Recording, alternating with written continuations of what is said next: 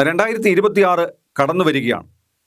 ചിങ്ങക്കൂറിന് പൊതുവെ ഒരു നല്ല കാലമായിട്ടാണ് 2026 കണക്കാക്കുന്നത്.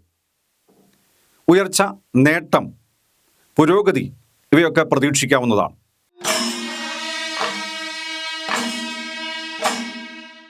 നമസ്കാരം, മന്ത്രവിദ്യാപീഠത്തിലേക്ക് സ്വാഗതം.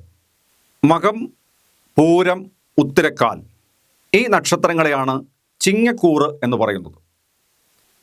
ചിങ്ങക്കൂറിന് പൊതുവെ അനുകൂലമായ കാലമാണ്. സാമ്പത്തിക രംഗത്ത് കാര്യമായ പുരോഗതിയും നേട്ടവും ഉണ്ടാകും. പല കാര്യങ്ങളും ഉദ്ദേശിക്കുന്ന സമയത്ത് തന്നെ തീർത്തു കൊടുക്കുവാനും അതിലൂടെ നേട്ടങ്ങൾ ഉണ്ടാക്കുവാനും സാധിക്കുന്നതാണ്. സർക്കാർ സംബന്ധമായ ജോലി ചെയ്യുന്നവർക്കായാലും അതല്ല സ്വന്തമായി ബിസിനസ് ചെയ്യുന്നവർക്കായാലും പൊതുവെ നേട്ടങ്ങൾ ഉണ്ടാകുന്ന കാലമാണ്.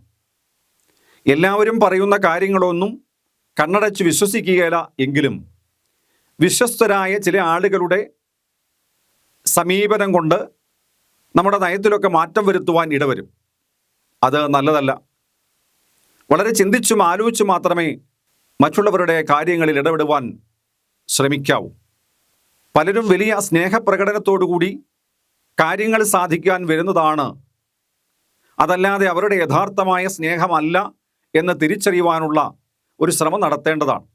ഇല്ലെങ്കിൽ ചതിയിലും വഞ്ചനയിലുമൊക്കെ പെടുവാൻ സാധ്യതയുണ്ട്.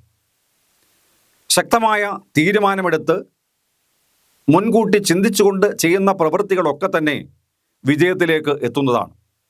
ബിസിനസ് രംഗത്ത് പ്രവർത്തിക്കുന്നവർക്ക് കൂടുതൽ വിപുലീകരണത്തിനുള്ള അവസരങ്ങളൊക്കെ ഉണ്ടാകും. പൊതുപ്രവർത്തന രംഗത്തോ രാഷ്ട്രീയ രംഗത്തോ പ്രവർത്തിക്കുന്നവർക്ക് കാര്യമായ നേട്ടവും ഉന്നതമായ സാമ്പത്തിക സ്ഥിതിയും നല്ല പദവികളുമൊക്കെ വന്നു ചേരുവാൻ ഇടവരും. മറ്റുള്ളവരുടെ ശത്രുതയൊക്കെ ഉണ്ടാകുമെങ്കിലും അതിനെയൊക്കെ മറികടന്നുകൊണ്ട് ഈശ്വരാധീനമുള്ളതുകൊണ്ട്, ഈശ്വരപരമായ ചിന്തകളുള്ളത് കൊണ്ട് ജീവിതത്തിൽ കാര്യമായ നേട്ടങ്ങൾ പ്രതീക്ഷിക്കാം.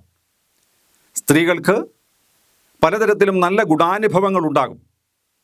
സാമ്പത്തിക സ്ഥിതിയിൽ കാര്യമായ നേട്ടവും ഉയർച്ചയും ഉണ്ടാകും. പ്രതീക്ഷിക്കുന്ന തരത്തിൽ പല നല്ല കാര്യങ്ങളും ചെയ്യുവാനുള്ള അവസരമുണ്ടാകും.